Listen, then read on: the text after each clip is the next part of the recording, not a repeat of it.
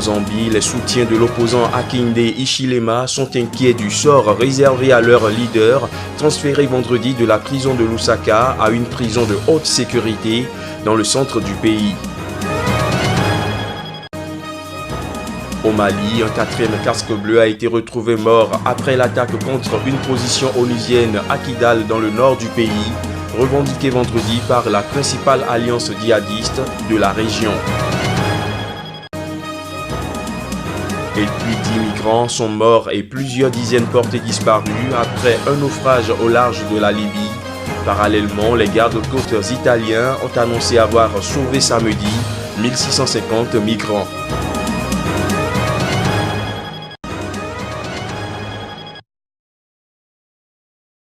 En Zambie, Hakainde Hichilema, le leader de l'opposition, emprisonné depuis 2 mois pour trahison, a été transféré en début de week-end dernier de la prison de Lusaka à une prison de haute sécurité.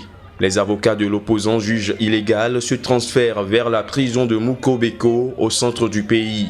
Selon eux, le leader de l'opposition zambienne et ses 5 co-accusés ont été emmenés de force hors de la prison de Lusaka, puis transférés en hélicoptère vers ce nouveau lieu de détention.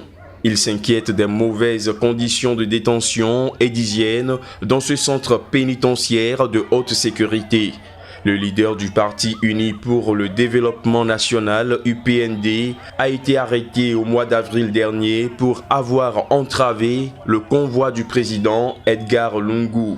Hakainde Hichilema assure que son arrestation est purement politique et la justifie par le fait d'avoir refusé de reconnaître la victoire d'Edgar Lungu à la dernière élection présidentielle.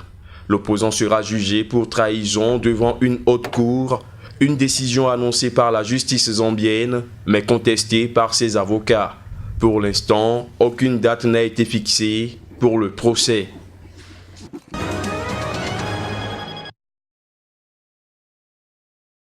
Attaque contre une position onusienne à Kidal, dans le nord du Mali. Un 4e casque bleu a été retrouvé mort. L'attentat a été revendiqué vendredi par la principale agence djihadiste de la région liée à Al-Qaïda. La MINUSMA a présenté ses condoléances aux familles des victimes, au gouvernement et au peuple guinéen. La MINUSMA, déployée depuis juillet 2013, se trouve être la mission de maintien de la paix de l'ONU, la plus coûteuse en vies humaines, avec plus de 70 casques bleus tués en opération. 7 casques bleus guinéens, dont une femme, avaient été tués dans une attaque djihadiste contre le camp de Kidal en février 2016. La semaine dernière, au moins 6 soldats nigériens et 3 soldats maliens avaient été tués dans des attaques distinctes imputées à des groupes djihadistes au Niger et au Mali.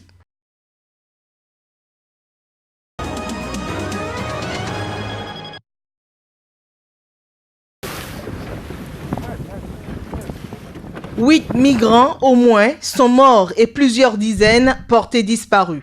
Un drame produit après un naufrage au large de la Libye. Entre-temps, 2 autres corps étaient retrouvés sur un autre canot. Par ailleurs, les gardes-côtes italiens ont annoncé avoir coordonné samedi le secours de 1650 migrants au large de la Libye. Il y a 8 cadavres sur le bateau pneumatique. On estime qu'il devait y avoir entre 120 et 130 personnes sur le bateau. Nous n'avons aucune information sur où ils se trouvent. Est-ce qu'ils en sont sortis ou est-ce qu'ils sont morts noyés? On ne sait pas. Cette année, les autorités italiennes ont enregistré l'arrivée de plus de 61 000 migrants, soit une hausse de 25% par rapport à 2016. L'Organisation internationale pour les migrations indique qu'au moins 1646 migrants sont morts ou disparus au large de la Libye, soit une baisse de 30% par rapport à l'année dernière à la même époque.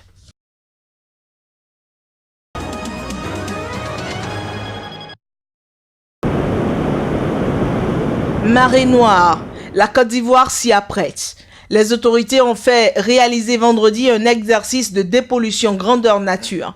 C'était dans la célèbre station balnéaire d'Assini, au sud-est du pays. Mais l'originalité ici, la marée est faite de pop-corn en lieu et place du pétrole. Le scénario de départ montre une collision d'un pétrolier nigérien et d'un navire de pêche à 50 km des côtes ivoiriennes, entraînant une pollution maritime d'ampleur avec plus de 2000 mètres cubes d'hydrocarbures déversés dans l'océan. Le lendemain, les plages sont souillées par le brut. Le barrage flottant sert à confiner la nappe et avec les pompes, vous pompez la nappe pour éliminer complètement tout ce qu'il y a comme pollution en mer. Le plan est une organisation nationale mise en place pour faire face tout naturellement aux éventuels événements de pollution accidentelle. À l'appel du ministère de l'Environnement et du Développement durable ivoirien, les habitants ont été réquisitionnés pour ce plan Polumar. C'était au lendemain de la Journée mondiale des océans. Les bateaux des pêcheurs sont restés au village et les habitants se sont prêtés au jeu de rôle écologique sous le regard des instructeurs du Centre ivoirien anti-pollution. C'est le premier exercice du genre en Côte d'Ivoire.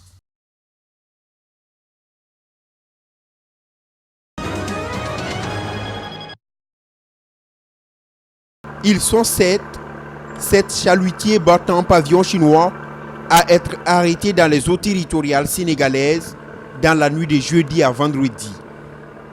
Après une course-poursuite qui a duré plusieurs heures, le patrouilleur en haute mer de la marine sénégalaise, le Kédougou, a réussi à intercepter les 7 bateaux en flagrant délit de pêche illégale à près de 100 km des côtes sénégalaises au large de la Casamance, leur autorisation n'étant valable qu'en Guinée-Bissau.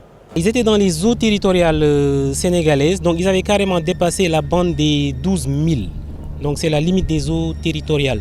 Donc ils n'ont pas d'autorisation du Sénégal, en tout cas pour pêcher dans ces eaux-là. Pour échapper, les bateaux chinois ont coupé leurs filets en pleine mer, rejeté à l'océan des parties de leur cargaison, puis ont fini par essayer de corrompre les agents de la marine sénégalaise. Acheminés au port de Dakar, ils sont à quai avec leur équipage, leur marchandise est aussi restée à bord et va être évaluée dans les prochains jours par les autorités. Le montant de l'amende à payer reste encore à déterminer, mais il pourrait atteindre plusieurs centaines de millions de francs CFA. Pour les pêcheurs locaux, il faut mettre un frein à cette pratique. Ils volent tout le poisson parce que tu vois, on n'a plus de yaboy. Le yaboy, c'est le poisson qui était à la portée de tous les Sénégalais, de Dakar jusqu'à Fongolemi.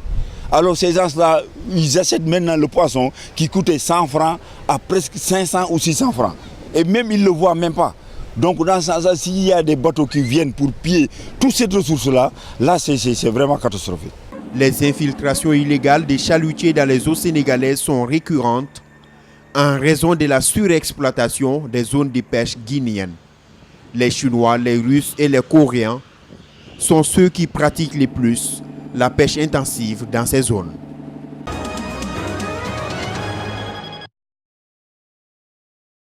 Au Burkina Faso, le café-restaurant Cappuccino, épicentre de l'attaque de Ouagadougou de janvier 2016, a rouvert ses portes samedi.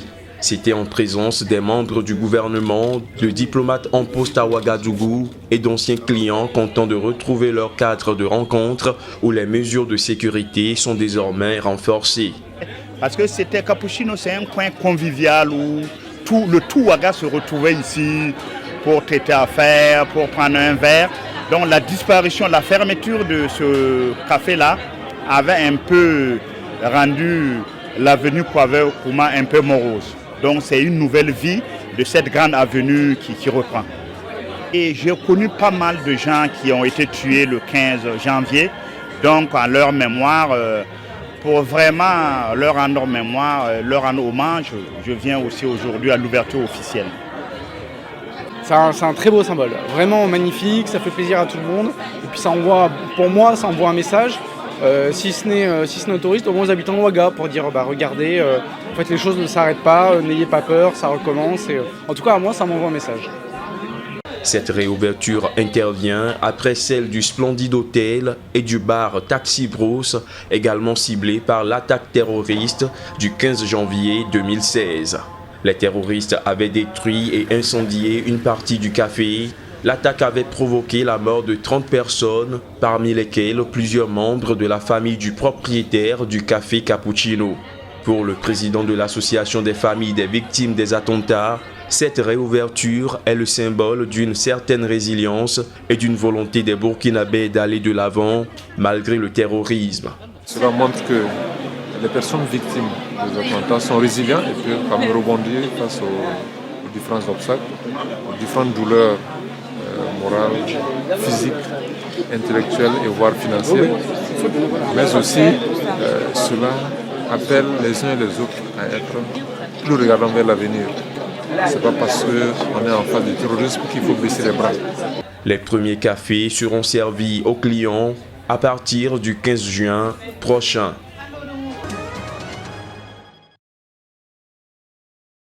En Libye, la brigade Abou Bakr al-Sadiq, l'un des groupes armés contrôlant la ville de Zenten, à 170 km au sud-ouest de Tripoli, a affirmé samedi sur sa page Facebook avoir libéré Saif al-Islam, le fils cadet du guide libyen déchu Muammar Kadhafi. Saif al-Islam a été libéré vendredi soir en application d'une loi d'amnistie promulguée par le Parlement établi dans l'est du pays.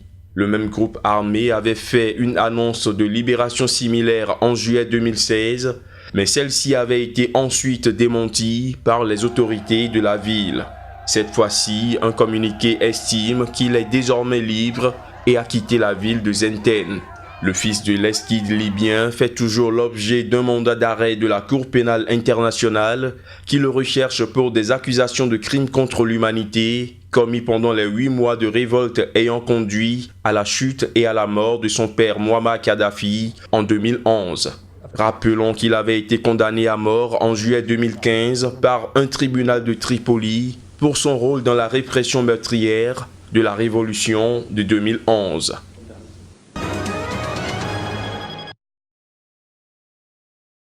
Dossier climat. Les ministres de l'environnement des pays du G7 se retrouvent dimanche et lundi à Bologne, dans le centre-nord de l'Italie. À l'occasion, l'Américain Scott Pruitt devrait faire face à un front commun 10 jours après l'annonce de la sortie des États-Unis de l'accord de Paris sur le climat. Du côté des ministres, réunis jusqu'à lundi après-midi pour une série de tables rondes, l'accord de Paris sera également au centre des discussions.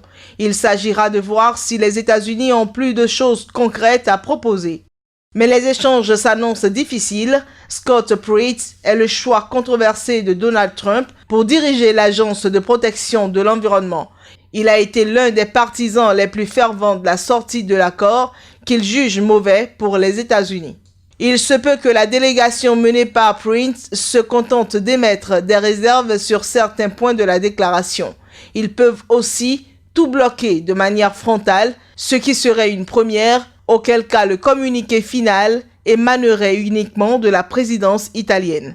En face, les 6 autres pays semblent déterminés et assurent que la rhétorique de Trump ne changera pas la donne.